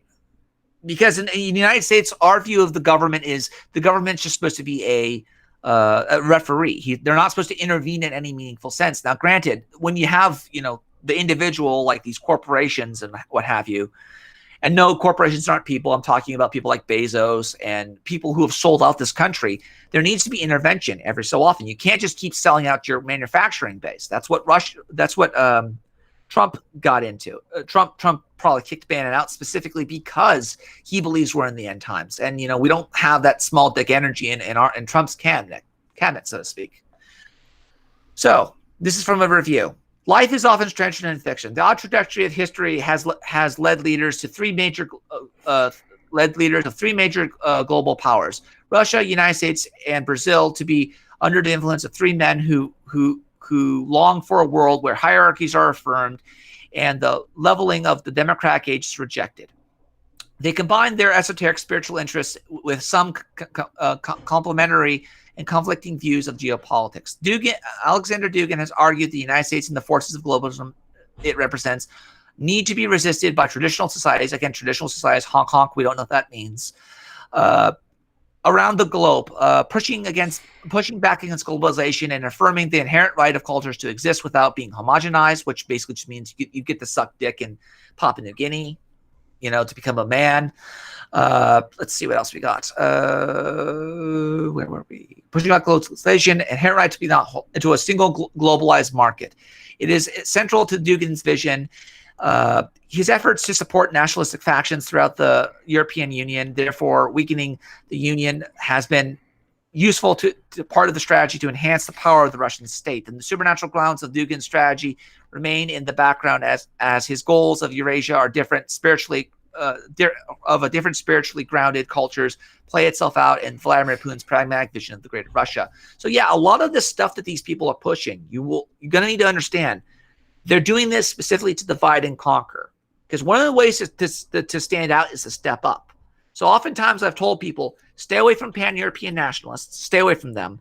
Stay away from people who want to break away, like in, I think it was in Spain, there was the Canatola Revolution, I believe it was. It was essentially they were trying to break away from the Spanish people, the Spanish state. My advice, stay away from those groups. You know, stay away from them. Go look up Matt Forney. Go look up, I would say, what is his name? Go look up people like Freedom Alternative Research and Analysis. Go look up people like Jan Irving. Go look up people like Lloyd De Jong. Those people you can trust. You know, they're not going to lead you astray. They're good people. But yeah, other than that, Steve Bannon is a traditionalist in the metaphysical sense. He's following the traditionalist school, the perennial doctrine. If that answers your question, Meaty Hits, I can go deeper into it if you want. But I haven't read this book, and I'm going to order it when I get some cash. I'm kind of strapped for cash right now, unfortunately. Wolford Pepper says, the majority of human governance has been one of enslavement. America was the exception to that. It is why the globalists want to crush it so much. We have self-determination. Yeah, Bronze Age pervert should probably fucking go die in a fire. If he's like, I'm gonna have to look into Bronze Age pervert stuff here. Trident Fascism. Check out the blog. Some anti groups are watching satanic fascists. Some groups what? Oh, okay, let's take a look at this. Thank you, Media Hits. Oh boy, it's been archived. Oh, that's not good. Let's look into it. Archived version. Okay. Ooh, polytheistic. Sympathize. I might have to just do another video. I gotta do it every so often with the road so far, so to speak. But again, I can't do it right now. I hope everyone knows what did I explain the perennial philosophy good enough for you guys? Because that's the main goal of this thing. And I'm kind of scatterbrained. That's just how my style is. Luke, do you know what it is? Do you understand it to a degree that is of utility, so to speak? You don't need to know everything. You just need to know that they're universalists. They believe that all the world's religions are the same in some regard or another, but they're different for different reasons. Do you understand that, Luke? I get that. Okay. Meaty Hits. Do you understand that? Holy Mystic. We're going to talk a little bit more later on, maybe. John, do you understand that? That you know, the perennial doctrine is basically a hierarchy based off of authority, not hierarchy based off of truth. But they will claim it's true because they get to define what true is. And that's probably the best way to describe the perennial philosophy. But yeah, that's pretty much what that is. So, any final thoughts, Luke? Where am I? Did I die? Am I in the bad place? You wish. Oh boy. But stick around, John. We're gonna talk more about well, actually, I'm gonna link it in the description just so you don't have to go through hours and hours of my fucking ramblings. I will link it in the description real quick. Meet up some other night this week. Yes, probably on Wednesday or Thursday, probably when I get paid. That way I get my belly fed and I can kind of pay my bills and stuff. Right now I'm basically living off of, you know, freaking, just 99-cent crap. Yeah, it's the will to power. Exactly. I get to define, I get to trick you through hook or by crook. I trick you into following me, and then I basically take away your freedom. And I don't say it's freedom. You never had that freedom. Yeah, it's very similar to that. I will say this though: the will to power, which is I think by Nietzsche, right? You can't. Anyone who cites the will to power by Nietzsche is an idiot, because that was, if we all know that when Nietzsche was having his little mental health day or his mental health week before he died, the will to power wasn't even written by Nietzsche. It was just a bunch of manuscripts that he wrote down about what he was going to talk about, and then his sister compiled them together. So don't even trust the will to power. It's not even a good. Don't even. anyone who says the will to power is Nietzsche's work is lying to you. It's his sister's work. But I'm going to link it in the description. I'm going to link up my video in the description, and I will end it here. So yeah, it is going to get scary, and yeah, it is kind of spooky. But in the end of the day, my advice, just take care of one another. Protect one another. Focus on yourself, and remember, saving the West is a side quest. This is the Digital Renegade podcast out, and here is the link, the description. This will be linked in the description as well as in the chat. Go take a look at it. I have Matt Forney with me, and I go through everything in this. This is, I don't like doing it again, but it's 2 hours. It's worth your time, I promise you. And there's a lot of links in there. All right, ladies and gentlemen, take care to one another. Keep your powder dry, keep your ammunition right, and remember, saving the West is a side quest. This is the Digital Renegade